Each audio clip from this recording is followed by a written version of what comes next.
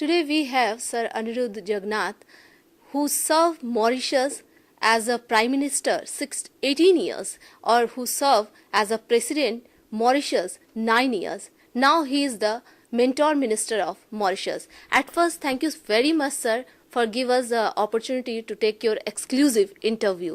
Sir, at first I want to know, it has been always Mauritius, if you talk about Indians are great supporter of Mauritius. So how do your government like to take it forward?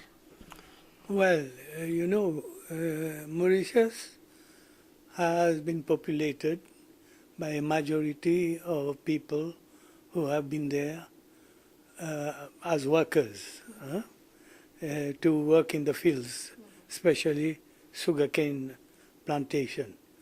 And therefore, we have today people who have populated the country from many parts of the world. We have from Africa, from Madagascar, China, and a few from here and there. Some French people, some British descent, but the majority of the population are the descendants of people who went from here, from India. Okay. Sir, if there is a great demand among Indians to visit Mauritius, but there are not enough information on Mauritius tourism in India. So how do you think how to improve this collaboration, this relation between tourism and culture, relationship between both countries? Well, we have here High Commission, and people can get a lot of information from them.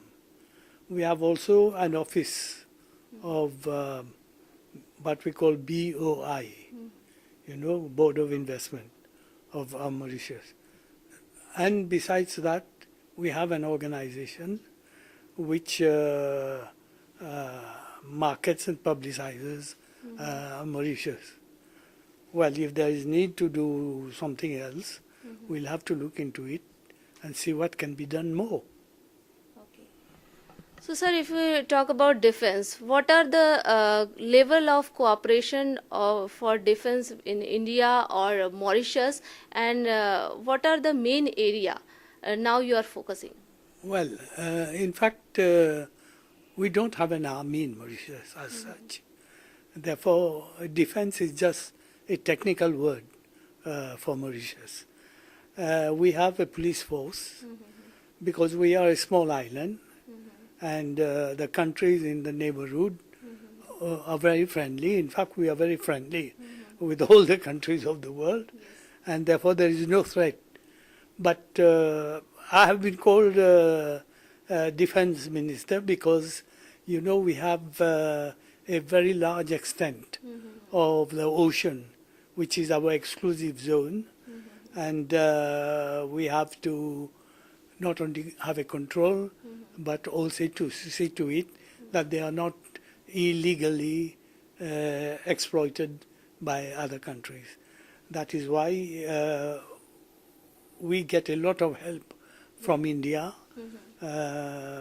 equipment, ships, and other means to have a good control. And we call it defense, but it's not really defense. Okay. So, sir, now there is a call for media cooperation and between two countries. So, there are proposal for collaboration with the embassy. What do you think about such collaboration, and do you think it should be possible? As soon as possible? Well, if we can establish the means in order to facilitate this cooperation, I think it's a good thing. It will do a lot of good, but then of course it all depends what costs it does imply and how to go about it.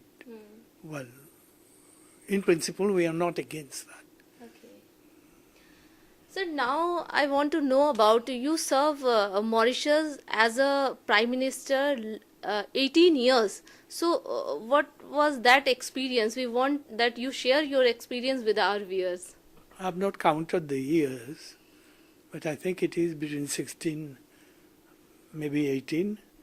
Well, you know, we were a British colony, and our main source of income was sugar.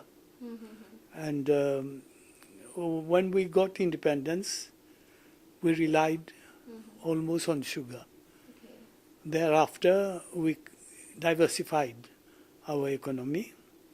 We created the textile manufacturing, this tourism sector, and there was, after independence, the Labour Party that was governing the country in Mauritius up to 1982. But unfortunately, instead of making the country progress, the country economy had gone to ruin. Our rupee was devaluated by 50%, and there was at least about 90,000 people unemployed. Unemployment was acute. There was utter poverty, and you know, the reserve was in such a bad situation that we had money only to buy food for the population for about 10 to say maximum 15 days. In these circumstances, I became Prime Minister. Therefore, it was not an easy situation. And then you see the country was in such a situation that all what we call the rural areas, they were lagging far behind. You know, the roads, only the main roads were tarred.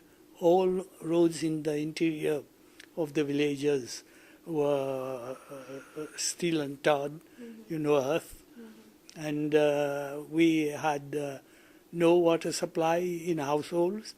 In each village there was what we call a public fountain from which people were collecting their water. There was no electricity, no telephone. Well, when I took over, the textile industry was almost at a ruin. Tourism was almost dying out, and the situation was really very, very bad. But, you know, the IMF World Bank were imposing on us that we should get rid of what we call the welfare state, because we have in Mauritius, you know, old age pension, we have security for people who are in need, we have also free education, we have free health service. All this they were insisting that we should get rid of as a precondition so that they can help us economically, financially. Well, I found it very hard to accept that, because we would have been criticized by the population that the previous government, despite all the mistakes they made and made the country poor, yet they preserved all these benefits for the population. So I insisted with IMF World Bank that we can't accept that. I said, give me 3 years. If I don't better the situation, you will put more severe conditions we'll accept. Well, they very gladly accepted that, because they were so sure that we are not going to be successful. Fortunately, by the help of God, we succeeded in changing the situation. You know, the textile industry. I myself, I went around many countries to do the marketing, and people, investors started coming. The industry was relaunched. The tourism also, we got it going. And then I created, the financial center. We created the free port. We also introduced what we call the ICT, well, of course, with the help of India. And I also created an institution called, how do you call it? I forget sometimes the name. NDU, National Development Unit. So that difference that existed between towns and villages, I tried to eliminate that and bring the villages equal footing. And we succeeded in all this.